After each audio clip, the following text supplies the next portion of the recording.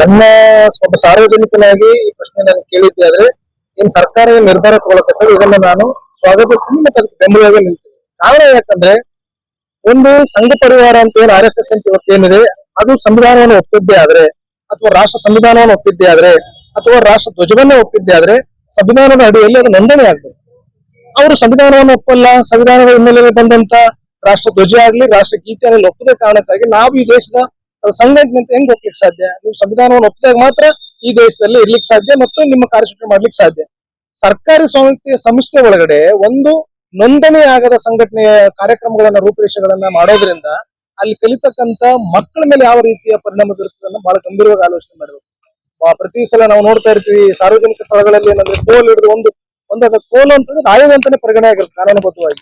ಒಂದು ಕೋಲನ್ನು ಹಿಡಿದು ಒಂದು ಆಯುಧವನ್ನು ಹಿಡಿದು ರಸ್ತೆಗಳಲ್ಲಿ ರಸ್ತೆ ಬೀದಿಗಳಲ್ಲಿ ಒಂದು ಪರೇಡ್ ಮಾಡೋ ಸಂದರ್ಭದಲ್ಲಿ ಸಾರ್ವಜನಿಕರಿಗೆ ಎಷ್ಟು ತೊಂದರೆ ಆಗ್ತದೆ. ಯಾಕಂದ್ರೆ ರಸ್ತೆಗಳಲ್ಲಿ ಓಡಾಡುವ ಎಲ್ಲ ವಾಹನಗಳಿಗೆ ಕಾನೂನುಬದ್ಧವಾಗಿ ತೆರಿಗೆ ಕೂಡ ನಾವು ಕಟ್ತೀವಿ.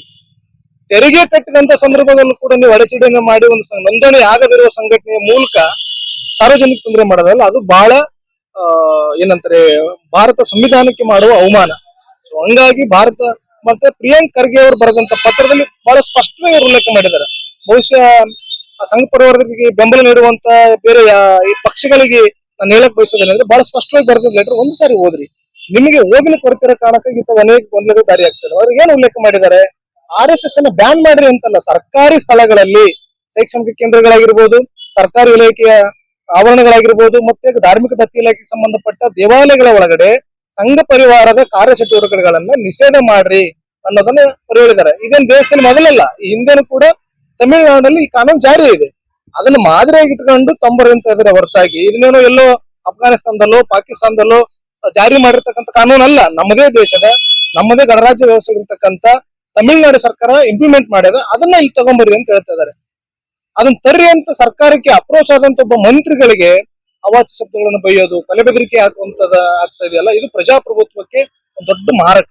ಈ ಪ್ರಜಾಪ್ರಭುತ್ವದ ಒಳಗಡೆ ಎಲ್ಲರಿಗೂ ಮಾತನಾಡೋ ಹಕ್ಕಿದೆ, ಹೋರಾಟ ಮಾಡೋ ಹಕ್ಕಿದೆ, ಮತ್ತೊಂದು ಅವರಿಗೆ ಕೇಳುವ ಹಕ್ಕಿದೆ. ನೀವು ಕೇಳುವ ಹಕ್ಕನ್ನ ಪ್ರಶ್ನೆ ಮಾಡುವ ಹಕ್ಕನ್ನ ಹತ್ತಿಕ್ತಾ ಇದ್ರೆ ಸಂವಿಧಾನ ವಿರೋಧಿ ಧೋರಣೆಗಳು.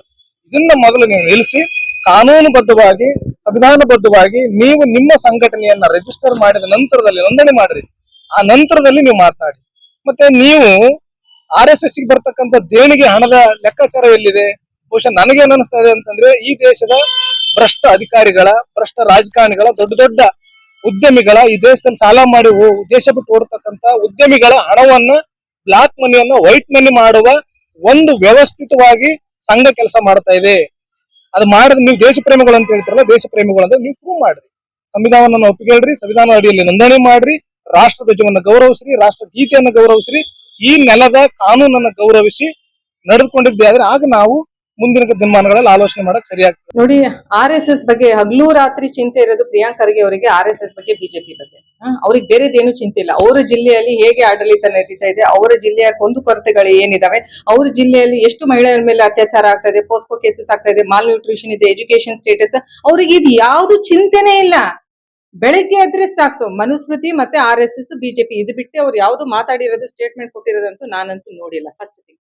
ಸೆಕೆಂಡ್ ಥಿಂಗ್, ನೀವು ಕಾಂಗ್ರೆಸ್ ಸರ್ಕಾರದಲ್ಲಿ ತಗೊಳ್ಳಿ, ಯಾವಾಗ್ಲೂ ಆಗ್ಲಿ ಪ್ರೋ ಪಾಕಿಸ್ತಾನಿ ಸ್ಲೋಗನ್ಸ್ ಅಂದ್ರೆ ಪಾಕಿಸ್ತಾನ ಪರವಾಗಿ ಏನು ಇವರು ಘೋಷಣೆಗಳು ಕೂಗಿದ್ರು ಅಸೆಂಬ್ಲಿಯಲ್ಲಿ, ಅವ್ರ ಬಗ್ಗೆ ಒಂದು FSL ಅವ್ರ ಬಗ್ಗೆ ಕ್ರಮ ತಗೋಬೇಕು ಅಂದ್ರೆ ಬಿಜೆಪಿ ನಾಯಕರು ಹೋರಾಟ ಮಾಡಾದ್ಮೇಲೆ ಅವ್ರ ಬಗ್ಗೆ ಕ್ರಮ ತಗೊಂತಾರೆ. FSL ರಿಪೋರ್ಟ್ ಬರುತ್ತೆ. FSL ರಿಪೋರ್ಟ್ ಬಂದಾದ್ಮೇಲೆ they'll take ample amount of time to take action on that. ಅವರು ಇವತ್ತು ಬೇಲ್ ಮೇಲಿದ್ದಾರೆ. ನೇಹಾ ಹಿರೇಮಠ್ ಕೊಲೆ ಮಾಡಿದವನು ಇವತ್ತು ಸಹ ಬೇಲ್ ಮೇಲಿದ್ದಾನೆ. 13 ಸಲ ಚಾಕು ಹಾಕಿದ್ದಾನೆ ಆ ಮುಗ್ಧ ಹುಡುಗಿ ಮೇಲೆ. ಅದು ರೆಕಾರ್ಡಿಂಗ್ ಇದೆ, ಕ್ಯಾಂಪಸ್ CCTV ಕ್ಯಾಮ್ರಾ ಅಲ್ಲಿ ರೆಕಾರ್ಡಿಂಗ್ ಇದೆ. ಅದನ್ನು ಸಹ ಇವರು ಆ ವ್ಯಕ್ತಿ ಸಹ ಅವನು ಒಬ್ಬ ರಾಕ್ಷಸ, ಅವನು ಸಹ ಇವತ್ತು ಬೇಲ್ ಮೇಲಿದ್ದಾನೆ. ದೆನ್ ತಗೊಳ್ಳಿ ಗಣೇಶನ ವಿಸರ್ಜನೆ ಬಗ್ಗೆ, ಗಣಪತಿಯ ವಿಸರ್ಜನೆದ ಇದರಲ್ಲಿ ಮಂಡ್ಯ ಡಿಸ್ಟ್ರಿಕ್ಟ್ ಅಲ್ಲಿ ಅವಾಗ ರಾತ್ರಿ ಪೆಟ್ರೋಲ್ ಬಾಂಬ್ಗಳು ಹಾಕ್ತಾರೆ. ಇವರು ಪೆಟ್ರೋಲ್ ಬಾಂಬ್ಗಳು ಹಾಕಿದ್ರೆ ಇವರು ಹೋಮ್ ಮಿನಿಸ್ಟರ್ ಹೇಳ್ತಾರೆ ಅದೊಂದು ಆಕಸ್ಮಿಕ ಘಟನೆ ಅಂತ ಹೇಳ್ತಾರೆ. ಅಂದ್ರೆ ಆಕಸ್ಮಿಕ ಘಟನೆಯಲ್ಲಿ ನೀವು ಎಲ್ಲ ಪೆಟ್ರೋಲ್ ಬಾಂಬ್ ಎಲ್ಲ ರೆಡಿ ಮಾಡಿ ಇಟ್ಟಿರ್ತೀರಾ? ನೇಹಾ ಹಿರೇಮಠ್ ಕೇಸಿಗೆ ಆಕಸ್ಮಿಕ ಘಟನೆ ಅಂತ ಹೇಳಿದ್ರು. ಮ್ಯಾಂಗ್ಳೂರಲ್ಲಿ ಕುಕ್ಕರ್ ಬ್ಲಾಸ್ಟ್ ಗೆ DK ಶಿವಕುಮಾರ್ ಅವರು ದೇ ಆರ್ ಮೈ ಫ್ರೆಂಡ್ಸ್ ಅಂತ ಹೇಳ್ತಾರೆ. ರಾಮೇಶ್ವರಂ ಕೆಫೆಯಲ್ಲಿ ಬಾಂಬ್ ಬ್ಲಾಸ್ಟ್ ಆದ್ರೆ ಅದನ್ನ ಸಹ ಇವರು ಐಟಿಸನ್ ಫಸ್ಟ್ ಹೇಳೋದು ಆಕಸ್ಮಿಕ ಘಟನೆ, ಆಕ್ಸಿಡೆಂಟಲ್ ಇನ್ಸಿಡೆಂಟ್. ನೆಕ್ಸ್ಟ್ ಹೇಳ್ತಾರೆ ಅದು ಒಂದು ಬಿಸ್ನೆಸ್ ರೈವಲ್ರಿ ಅಂತ. ಆಮೇಲೆ NIA ಅದು ತನಿಖೆ ಮಾಡಿದಾಗ ಬಾಂಬ್ ಬ್ಲಾಸ್ಟ್ ಅಂತ ಹೇಳ್ತಾರೆ. ಯಾವಾಗ ಕುಕ್ಕರ್ ಬ್ಲಾಸ್ಟ್ ಆಗಿತ್ತು ಅವಾಗೂ ಸಹ it is an accidental incident ಅಂತ ಹೇಳಿದ್ರು.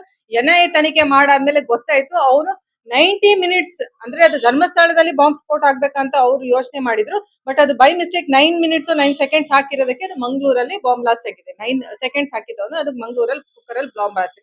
ಸೊ ಎಲ್ಲ ಇವ್ರು ಏನ್ ಕೋಮವಾದಿಗಳಿದಾರಲ್ಲ, ಕೋಮವಾದಿಗಳ ಒಂದು ಕುತಂತ್ರ, ಒಂದು ಕೆಟ್ಟ ಕೆಲಸ ಬಂದಾಗ ಇವರೆಲ್ಲರೂ take it Siddaramaiah, take it DK Shivakumar, take it Priyank Kharge ಅವರಾಗ್ಲಿ ಅಥವಾ ಪರಮೇಶ್ವರ್ ಅವರಾಗ್ಲಿ, ಎಲ್ಲರೂ ಹೇಳೋದು ಏನು ಅಂದ್ರೆ ಆಕಸ್ಮಿಕ ಘಟನೆ. ಆದ್ರೆ ಯಾವಾಗ RSS ವಿಷಯ ಬರುತ್ತೆ, RSS ಒಂದು ಹಿಂದೂಗಳಿಗೆ ಒಂದು ಜೋಡಣೆ ಮಾಡುವಂತ ಒಂದು ಸಂಸ್ಥೆ. 100 ವರ್ಷಗಳ ಹಿಂದೆ ಈ ಸಂಸ್ಥೆಯನ್ನು ಅವರು ಶುರು ಮಾಡಿದ್ರು. It is an unification for Hindus. ಯಾಕೆ ನಮ್ಮ ದೇಶದ ಮೇಲೆ ಪದೇ ಪದೇ ಪದೇ ಪದೇ ಪದೇ ದಾಳಿ ಆಗ್ತಿದೆ? ಪೋರ್ಚುಗೀಸ್ ತಗೊಳ್ಳಿ, ಮೊಘಲ್ಸ್ ಅನ್ನ ತಗೊಳ್ಳಿ, ಬ್ರಿಟಿಷರ್ನ ತಗೊಳ್ಳಿ, ಅನೇಕರು ಯಾಕೆ ನಮ್ಮ ದೇಶದ ಮೇಲೆ ದಾಳಿ ಮಾಡ್ತಾ ಇದ್ದಾರೆ ಅಂತ ಬಹಳ ಯೋಚನೆ ಮಾಡಿದಾಗ ಅವಾಗ ಈ RSS ಅನ್ನ ಅವರು 100 ವರ್ಷ ಹಿಂದೆ ಫಾರ್ಮ್ ಮಾಡಿರೋದು.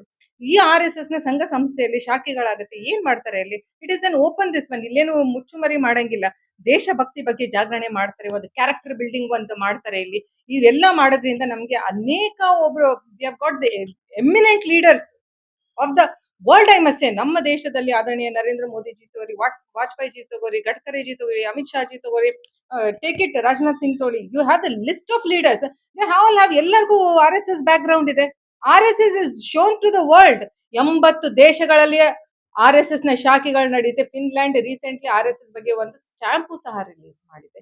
ನೀವೇನ್ RSS ಬಗ್ಗೆ ಮಾತಾಡ್ತೀರಾ? Why you are going to deviation and diversion tactics? Please, ಇಲ್ಲಿ ಒಂದು ಹುಡುಗಿದು 8 ವರ್ಷ ತುಂಬಿ 9 ವರ್ಷ ಒಂದು ಕನ್ಯದು, ನಾವು ದಸರಾದಲ್ಲಿ ಕನ್ಯಾ ಪೂಜೆ ಮಾಡ್ತೀವಿ ಅಂತ ಟೈಮಲ್ಲಿ ಆ ಹುಡುಗಿ ಮೇಲೆ ಅತ್ಯಾಚಾರ ಆಗಿದೆ, ದೌರ್ಜನ್ಯ ಆಗಿದೆ, ಅವಳು ಕೊಲೆ ಆಗಿದೆ. ಅವ್ರ ಮನೆಗೆ ವಿಸಿಟ್ ಮಾಡಿ ಆ ಹಕ್ಕಿ ಪಕ್ಕಿ ಜನಾಂಗಕ್ಕೆ ಏನು ನೀವು ಸಹಾಯ ಮಾಡಬಹುದು ಅದ್ರ ಬಗ್ಗೆ ಯೋಚನೆ ಮಾಡಿ. ಗವರ್ಮೆಂಟ್ ಟೀಚರ್ಸ್ ಆತ್ಮಹತ್ಯೆ ಮಾಡ್ಕೊಂತ ಇದ್ದಾರೆ. ನಿನ್ನೆ ಮಲ್ಕೆಡಲ್ಲಿ ಒಬ್ರು ಲೈಬ್ರರಿಯನ್ ಅವರು ಪಾಪ ಆತ್ಮಹತ್ಯೆ ಮಾಡ್ಕೊಂಡಿದ್ದಾರೆ, ವೇತನ ಸಿಕ್ಕಿಲ್ಲ ಅಂತ ಹೇಳ್ಬಿಟ್ಟು. ಇನ್ನೊಬ್ರು ಟೀಚರ್ ಮೇಲ್ಗಡೆಯಿಂದ ಎಷ್ಟು ಒತ್ತಡ ಬರ್ತಾ ಇದೆ ಕಾಸ್ಟ್ ಸೆನ್ಸಸ್ಗೆ, ನಮ್ಗೆ ಅದು ಆಗ್ತಾ ಇಲ್ಲ, ಇಟ್ ಇಸ್ ಸಾಫ್ಟ್ವೇರ್ ಎಲ್ಲ ರಾಂಗ್ ಇದೆ, ನಮ್ಗೆ ಇದಾಗ್ತಾ ಇಲ್ಲ ಅಂತ ಅವ್ರು ಆತ್ಮಹತ್ಯೆ ಮಾಡ್ಕೊಂಡಿದ್ದಾರೆ. ದಯಮಾಡಿಸಿ, ರೈತರು ಆತ್ಮಹತ್ಯೆ ಮಾಡ್ಕೊಂತಿದ್ದಾರೆ. ಎಲ್ಲರೂ ಇವತ್ತು ರಕ್ತದ ಕಣ್ಣೀರು ಹರಿಸ್ತಾ ಇದ್ದಾರೆ. Priyank Kharge ji, it is time you concentrate on your district and look into the matter seriously rather than thinking about RSS. Tamil Nadu ಮಾದರಿಯಲ್ಲಿ ಕರ್ನಾಟಕದಲ್ಲೂ RSS ಬ್ಯಾನ್ ಮಾಡಿದ್ರೆ ನಿಮ್ಮ ಅಭಿಪ್ರಾಯ ಏನಂದ್ರೆ ಬ್ಯಾನ್ ಮಾಡಬಹುದು ತಪ್ಪ ನೋಡಿ, ಸರ್ಕಾರ? ಅಲ್ಲ ರೀ, ಇದು ಯಾರೇ ಆಗ್ಲಿ, ನೀವು ಯಾರಿಗೆ ಕೇಳಿ ಇದು ಕರೆಕ್ಟು ಅಂತ ಸರಿ ಅಂತ ಯಾರು ಹೇಳಂಗೇ ಇಲ್ಲ, ಗೊತ್ತಾಯ್ತಾ? ಇದು ಒಂದು ನೇಷನ್ ಬಿಲ್ಡಿಂಗ್ ಆರ್ಗನೈಸೇಷನ್ ಇದೆ. ಇವ್ರು ಯಾವಾಗ್ಲೂ ಆಂಟಿ ನ್ಯಾಷನಲ್ಸ್, ಆಂಟಿ ಸೋಷಿಯಲ್ ಎಲಿಮೆಂಟ್ಸ್ಗೆ ಕ್ಲೀನ್ ಚಿಟ್ ಕೊಟ್ಬಿಡ್ತಾರೆ. PFI 1500 ಜನಕ್ಕೆ PFI ದವರಿಗೆ ಹಳೆ ಸರ್ಕಾರದಲ್ಲಿ ಸಿದ್ದರಾಮಯ್ಯ ಅವರು ಚೀಫ್ ಮಿನಿಸ್ಟರ್ ಇದ್ದಾಗ 450 PFI ಮೇಲೆ ಇದೆ ಕೇಸಸ್ ಅನ್ನ ಬಿಟ್ಟು ಕ್ಲೀನ್ ಚಿಟ್ ಕೊಟ್ಟರು. 1500 ಜನರಿಗೆ ಕ್ಲೀನ್ ಚಿಟ್ ಕೊಟ್ಟು ಮನೆಗೆ ಕಳಿಸಿದ್ರು. ಅದ್ರೊಳಗಡೆ ಒಬ್ನು PFI ಏಜೆಂಟ್ ರಾಮೇಶ್ವರ ಕೆಫೆಯಲ್ಲಿ ಬಾಂಬ್ ಬ್ಲಾಸ್ಟ್ ಮಾಡಿದ್ದಾನೆ. ಹುಬ್ಳಿ ರೈಟ್ಸ್ಗೆ ಕ್ಲೀನ್ ಚಿಟ್ ಕೊಟ್ಟಿದ್ದಾರೆ. ನೀವೀಗ ಹೇಳಿ, ಇಂಥವ್ರಿಗೆಲ್ಲ ಕ್ಲೀನ್ ಚಿಟ್ ಕೊಡ್ತಾರೆ. RSS ಯಾವುದೋ ಒಂದು ದೇಶವನ್ನು ಒಗ್ಗಟ್ಟು ಮಾಡಿ, ದೇಶದ ಜನತೆಯನ್ನು ಸ್ಟ್ರಾಂಗ್ ಮಾಡಿ, ದೇಶ ಒಂದು ಅಂತಾರಾಷ್ಟ್ರೀಯ ಮಟ್ಟದಲ್ಲಿ ಹೋಗ್ಲಿ ಅಂತ ಬೆನ್ನಾಗಿ ನಿಂತಿರುವಂತ it is one momentum. Okay, it is one momentum to build the nation. ಅಂತ ಒಂದು ಸಂಸ್ಥೆಗೆ ನೀವು ಬ್ಯಾನ್ ಮಾಡಬೇಕು ಅಂತೀರ ಅಂದ್ರೆ ನಿಮ್ಮ ಮನಸ್ಥಿತಿ ಏನಿದೆ ಅಂತ ನೀವು ಇವತ್ತು ಚೆನ್ನಾಗಿ ತೋರಿಸ್ಕೊಟ್ಟಿದ್ದೀರ. ಮೊದಲು ಸಹ ಕಾಂಗ್ರೆಸ್ RSSಗೆ 3 ಸಲ ಬ್ಯಾನ್ ಮಾಡಿದೆ, 3 ಸಲ ಕ್ಲೀನ್ ಚಿಟ್ ಆಗಿ ಅದು ಹೊರಗಡೆ ಬಂದಿದೆ. ಈ ಸಲ ನೀವು ಮಾಡಿದ್ರು it is going to get a clean chit. Only thing is you have exposed your mentality of supporting the anti-nationals and anti-elements and definitely trying to ban the nation-building organizations. Please concentrate on it. Guarantee news, ಸುದ್ದಿ ಖಚಿತ, ನ್ಯಾಯ ನಿಶ್ಚಿತ.